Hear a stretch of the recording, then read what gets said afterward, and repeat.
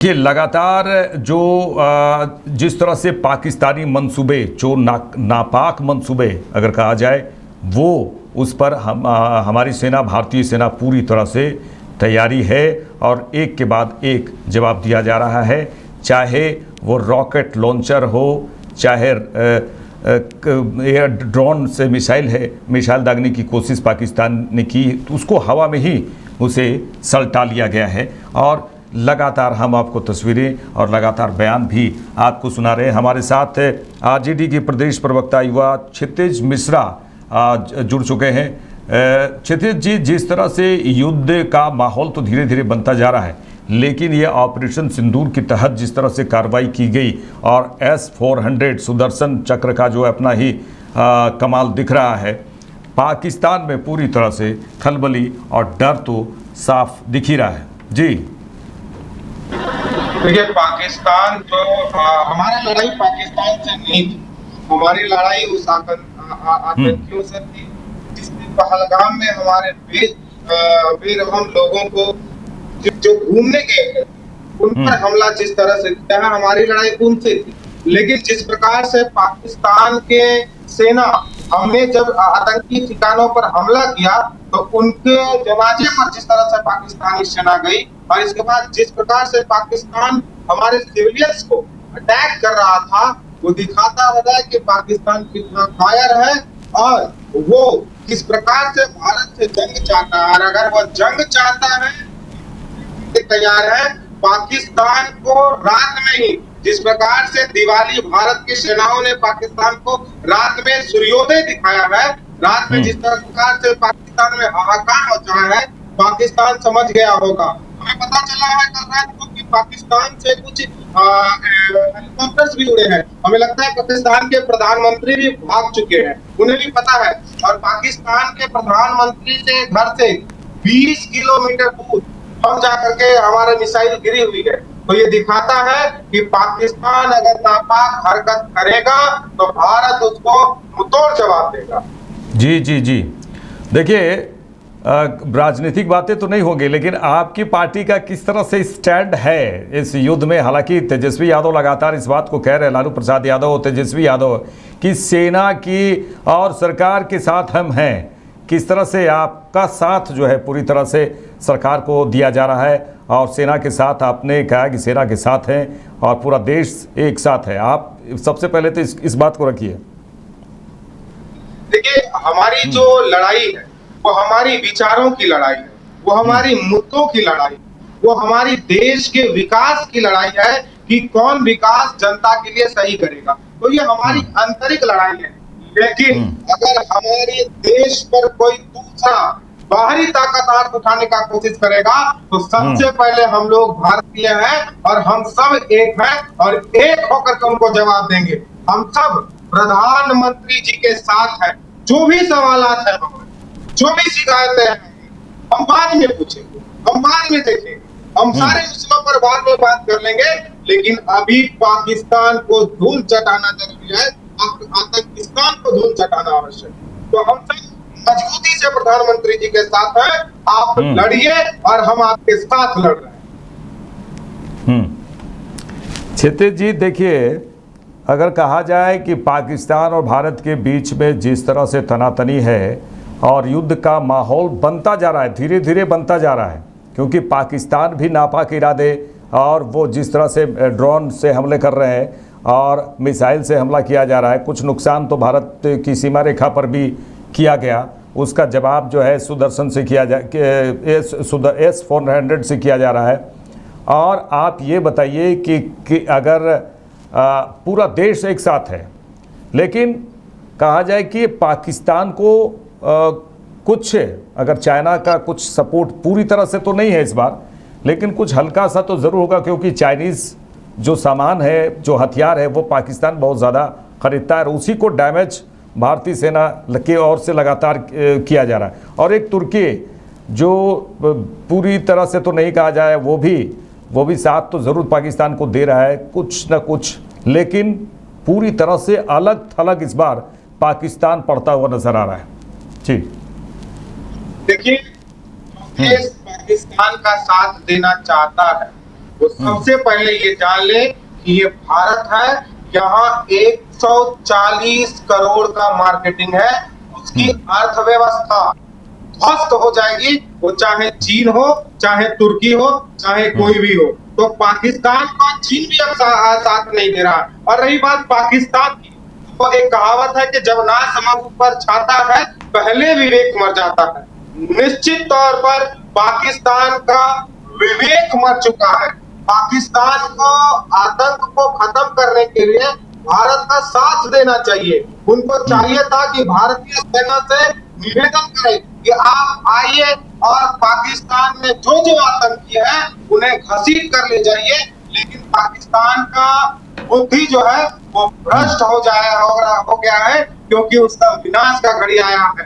अब पाकिस्तान 4 भागों में बांट दिया जाएगा और ये बहुत जल्द होगा। पाकिस्तान पहले इंटरनली भी लड़े, बलूचिस्तान पाकिस्तान के सेनाओं को टिकने नहीं दे रहा है, भारत पाकिस्तान के सेनाओं को ध्वस्त कर रहा है। और रही बात दूसरे लोगों की सहायता के लिए, तो जो कल फाइटर प्लेन मार के गिराया गया था, हम लोग तो वैसे भी चाइनीज सामान पर भरोसा नहीं करते हैं, और कल हमारे सेनाओं ने दिखा दिया कि चाइनीज सामान कैसे पुश हो जाता है।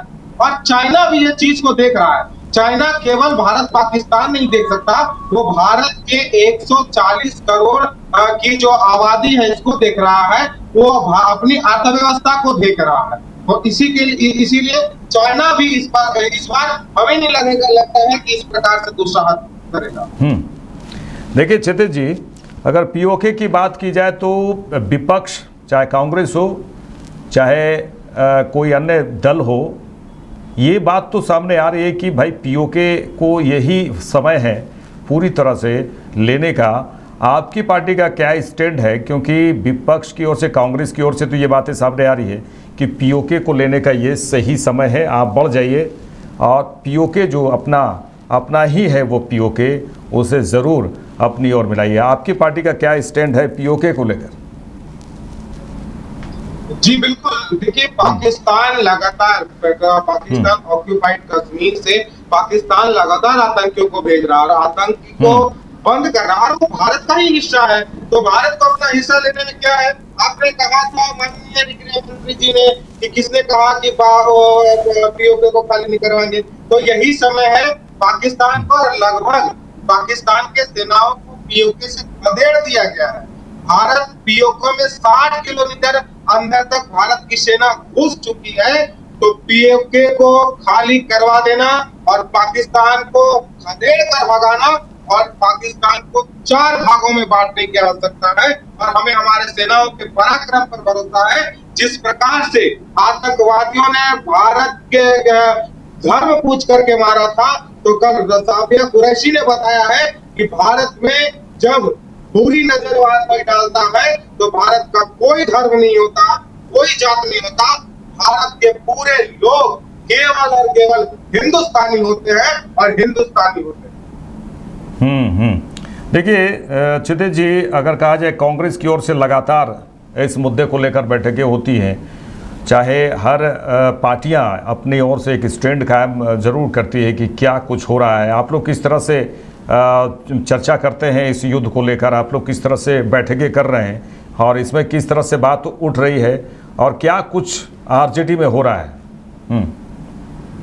देखिए, राष्ट्रीय जनता दल पूर्ण रूप से, आपने कल भी देखा कि सर्वदलीय बैठक में राष्ट्रीय जनता दल ने अपना पूरा समर्थन उनको दिया है। और माननीय तेजस्वी यादव जी भी आज सुबह कहे हैं कि तमाम मीडिया कर्मियों को भी, कुछ मीडिया कर्मी जो थे वो दिखा रहे थे कि भारत का स्ट्रेटेजी ये है, भारत इस तरह से वार करेगा, यहाँ पे बम गिरा है, लोगों को इस प्रकार से रेस्क्यू करके बाहर किया जा रहा था। तो तेजस्वी यादव जी ने भी कहा है इस प्रकार की चीजों को, इंटरनल मामला को न दिखाया जाए। और राष्ट्रीय जनता दल युद्ध के समय में भारत के साथ तैयार है, खड़ा है। राष्ट्रीय जनता दल की एक एक कार्यकर्ता पाकिस्तान से लड़ाई करने के लिए तैयार है। चलिए क्षितिज जी, जरा ये भी बता दीजिए कि जिस तरह से जम्मू कश्मीर में, एक खूबसूरत जम्मू कश्मीर, वहाँ पर लोग 370 हटने के बाद वहाँ पहुँचते हैं और लगातार कश्मीर की वादियों पर जो पर्यटक पहुँचते हैं, इससे पर्यटक पहुँचने के कारण वहाँ के लोगों को भी आर्थिक फ़ायदा होता है। लेकिन कहा जाए पहलगाम आतंकी जो हमला हुआ 22 अप्रैल को, उसमें वहाँ के जो कुछ लोग वहाँ के भी मिले हुए, जरूर पाकिस्तानियों से, आतंकियों से मिले हुए रहते हैं, जिस पर यह बड़ी घटना हुई है। और उसी के बाद से ही पाकिस्तान में जिस तरह से जो हम लगातार हमले किए जा रहे हैं भारत की ओर से, और जो आक्रोश था उसके बाद ही फला जो हुआ है। लेकिन जो सहयोगी हैं, जो लोग सहयोग किए आतंकवादियों को भारत में, जम्मू कश्मीर के इलाकों में, उसे भी सज़ा ज़रूर मिलनी चाहिए, उसे भी चुन चुन कर सज़ा होनी चाहिए। आप क्या कहते हैं इस पर? देखिए, यहाँ दो तरह की बात है। एक तरफ एक नैरेटिव है जो कि इसी समय कुछ लोगों के द्वारा, मैं नाम नहीं लेना चाहूंगा, और समय आने पर उनसे सवाल भी पूछूंगा। ये नैरेटिव फैलाया गया कि धर्म पूछ के मारा गया है, जाति पूछ करके नहीं मारा गया। तो ये नैरेटिव गलत था। वहां के जो आतंकवादी आए थे, उन्होंने आखिरकार ये धर्म का नाम क्यों लिया? वो चाहते थे कि भारत में धार्मिक उन्माद फैले, इसी प्रकार से उन्होंने धर्म पूछ करके लोगों को मारा था। लेकिन आपको मैं बता दूं कि वहां पे सैयद आदिल हुसैन जैसे कई एक व्यक्ति थे जिन्होंने अपने पीठ पर उठा करके वहां पे जो लोग घायल हुए थे उनको हॉस्पिटल पहुंचाया। टैक्सी वाले थे जिन्होंने बिना पैसा लेकर के उनको हॉस्पिटल पहुंचाया। वहां पर सैयद आदिल हुसैन नाम का एक व्यक्ति था जिसने कि अपने गधे पे एक व्यक्ति को ले जा रहा था। उसको जब मारने लगे आतंकी लोग, तो उनसे बंदूक छीनने के लिए वो लड़ गया, जिसके बाद कि वो शहीद भी हो गया। तो ऐसे भी लोग थे। लेकिन कुछ लोग ये ऐसे भी थे जो कि पाकिस्तान के आतंकियों से मिले हुए थे, जिन्होंने उनका साथ दिया। तो पहले तो भारत की इंटेलिजेंस से हमारा ये सवाल भी होगा, और अभी सवाल नहीं होगा, और एक फेलियर भी देखा जा रहा है। क्योंकि मेरा कहना यह है कि आतंकी वहां तक कैसे पहुंच जा रहे हैं, सिविलियंस तक कैसे पहुंच जा रहे हैं, उनको कैसे माइंड डाइवर्ट कर दे रहे हैं। सिविलियंस तुरंत ही बंदूक पहुंचाना शुरू नहीं कर देता है, उनका सहयोग करना शुरू नहीं करता, उनके दिमाग में भरा जाता है। आपको पता होगा कि एक स्लीपर सेल झारखंड के रांची के बड़े हॉस्पिटल में डॉक्टर के रूप में था। तो इस प्रकार से लोग जो होते हैं, उनके जो स्लीपर सेल्स होते हैं, वो लोगों को जिहाद के लिए तैयार करते हैं, और यही लोग उनका सहयोग करते हैं। तो हमारे इंटेलिजेंस को भी ऐसे लोगों को चिन्हित करना होगा, और जो लोग उनका साथ दिए हैं वो भी आतंकी हैं, उनकी भी भागीदारी उतनी है, उनको भी कड़ी से कड़ी सजा देनी चाहिए। क्षितिज जी, देखिए, युद्ध का माहौल तो बनता ही जा रहा है। पाकिस्तान भी बड़बोलापन से तो बाज नहीं आ रहा है। चाहे परमाणु बम की बात हो, वो गीदड़ भपकी जिसे कहा जाए, गीदड़ भपकी भी बीच बीच में ज़रूर दे रहे हैं किसी भी मंच से, चाहे बिलावल भुट्टो हो, चाहे वहाँ के सेनाध्यक्ष हों, या प्रधानमंत्री, या संसद में जिस तरह से बयानबाजी आ रहे हैं परमाणु बम को लेकर, उससे वो गीदड़ भपकी है। ये सिर्फ गीदड़ भपकी है। पाकिस्तान को मालूम है कि उसके पहले क्या क्या कुछ हुआ 65 में, 71 में, 99 में, लेकिन फिर भी ये गीदड़ भपकी और एक गलत प्रोपेगेंडा फैलाने वाला जो पाकिस्तान है, वो सुधरेगा या फिर नहीं सुधरेगा, इसको लेकर भारत पूरी तरह से अब एक्शन के मोड में है, और आतंकियों को पूरी तरह से फुल खत्म करने की जो योजना प्लानिंग है इस बार बन चुकी है। आप क्या कुछ कह रहे हैं? उसकी धमकी जो देते हैं वो गिदड़ भपकी है या फिर कुछ और है? देखिए, ऐसी बातें पाकिस्तान के बड़े बड़े नेता कह रहे हैं तो ये बड़ी हंसी की बात है। क्योंकि आप अगर न्यूक्लियर निकालेंगे तभी पूरे देश को पता चल जाएगा, पूरे विश्व को पता चल जाएगा, और आप पर कार्रवाइयां शुरू हो जाएगी। तो आप न्यूक्लियर निकाल ही नहीं सकते, तो आप कैसे उसको चलाएंगे? तो पाकिस्तान केवल अपने जनता को गुमराह करने के लिए ये सब बात कर रहे हैं। आपने सुना था कि हमारा राफेल उड़ा भी नहीं, और पाकिस्तान ने कह दिया था कि 5 राफेल वहां के गिरा दिया। तो इस प्रकार की बातें पाकिस्तान कर रही है। और अगर आपने जो कहा कि सुधरेगा कि नहीं सुधरेगा, इस बार सुधार दिए जाएंगे, उनको सुधारा जाएगा। इस बार वो ऐसे नहीं सुधरेंगे, और हम सब साथ हैं, आज सेनाओं के साथ हैं कि आप पाकिस्तान को सुधारिए और उसको 4 हिस्सों में बांट दीजिए। पाकिस्तान को जिस प्रकार से कल लाहौर में और बाकी कितने भी बड़े शहरों का आज नाम ले लीजिए आप, सारे शहरों में धुआं धुआं कर दिया गया है पाकिस्तान को। और पाकिस्तान की एक भी ड्रोन हमले जो है वो भारत में नहीं गिरे, सारे को खत्म कर दिया गया है, सारों को नष्ट कर दिया है, भारत को एक भी क्षति नहीं पहुंची उस ड्रोन हमले से। तो पाकिस्तान को अब भी समझ जाना चाहिए था। मैं तो कहूंगा कि पाकिस्तान के पास अब भी कुछ समय बचा हुआ है। अगर आपके पास जरा सा भी अपने लोगों का परवाह है तो आप आइए, हमारे जूतों के नीचे गिर जाइए, हम आपको वरना आपका हश्र बहुत बुरा होगा। क्षितिज जी, आतंकियों का पूरा सफाया, पाकिस्तान में जो पल रहे हैं आतंकवादी, उनका पूरा सफाया करने की पूरी तरह से तैयारी की गई है और इस बार सफाया होगा। अपने पार्टी की ओर से ज़रूर इस बात को कहें कि क्या आतंकियों को जो ज़मीन में गाड़ने की बात है वो पूरी तरह से सफाया इस बार होना है तो होना है जी। देखिए आतंकियों को पूरी तरह से सफाया करना ये बहुत आवश्यक है, क्योंकि आज जो पूरा विश्व एक होकर के भारत के साथ खड़ा है उसका वजह यह है कि आतंक से पूरा विश्व ग्रसित है, केवल भारत को परेशानी नहीं हो रहा। और जब आतंक को पाकिस्तान को बहुत बार समय दिया गया, हमने उरी अटैक के बाद आपके पास एयर सर्जिकल स्ट्राइक किया, वो नहीं समझे, हमने पुलवामा के बाद एयर स्ट्राइक किया, वह नहीं समझे, तो बार बार भारत इंतजार नहीं करेगा कि वो आए और 25 लोगों को मारे फिर हम एक स्ट्राइक करेंगे, और ये इंतजार करनी भी नहीं चाहिए। आप समझिए, अगर ये तो बहुत पहले हो जाना चाहिए था, जब पुलवामा में हमला हुआ उसी समय पूरे पाकिस्तान में जितने आतंकी थे उनको चुन चुन करके मार देना चाहिए था। लेकिन चलिए कोई बात नहीं, पहलगाम के हमले के बाद इस बार पूरा भारत तैयार है और पाकिस्तान के एक एक आतंकवादियों को, मैं दाऊद इब्राहिम के सहित बोल रहा हूं, एक एक आतंकियों को पाकिस्तान से घसीट कर भारत लाएंगे, मुर्दा या जिंदा, उन्हें मिट्टी में मिला करके काम करेंगे, मिलाने का काम करेंगे। और ऐसे लोग जो उनके साथ दे रहे हैं, ऐसे लोग जो आतंकियों के मौत पर मिट्टी डालने जा रहे हैं, ऐसे लोग जो आतंकियों के मौत पर आंसू बहा रहे हैं, वैसे लोगों को भी नेस्तनाबूद करने का काम भारत करेगा।